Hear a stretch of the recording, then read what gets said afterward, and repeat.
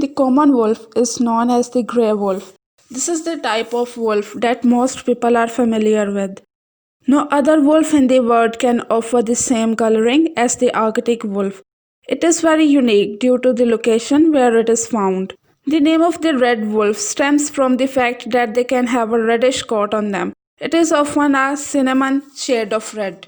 The reddish or light brown coloring of the Indian wolf is part of the reason that many believe it to be a fox when they catch a glimpse of it in the wild.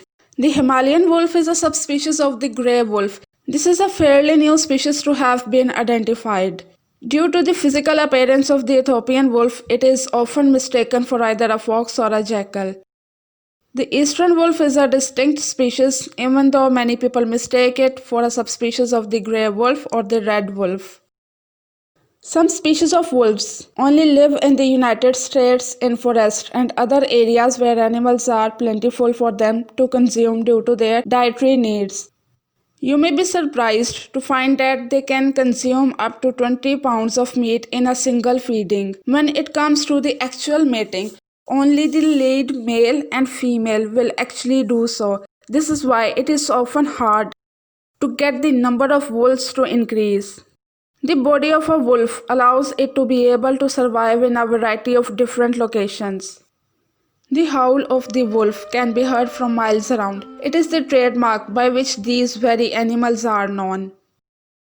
The wolf is one of the best communicators out there when it comes to the use of body language. Sometimes fights over food sources can lead to the wolves having enemies that normally would not be there.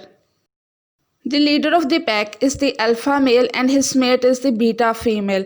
Many believe that the social order of a pack is determined by fear and dominance of the one in charge. It is estimated that at least 10% of the territory of a wolf pack is covered daily. They are not idle for very long, making it hard to track where they are actually at. In the wild, wolves can live up to 13 years and up to 16 years in the captivity. Wolf pups are born in the spring and they live with their mother in their den until they are about 3 weeks old. All wolves in a pack help raise and take care of the pups. Wolf weights vary. They can weigh from 40 to 175 pounds.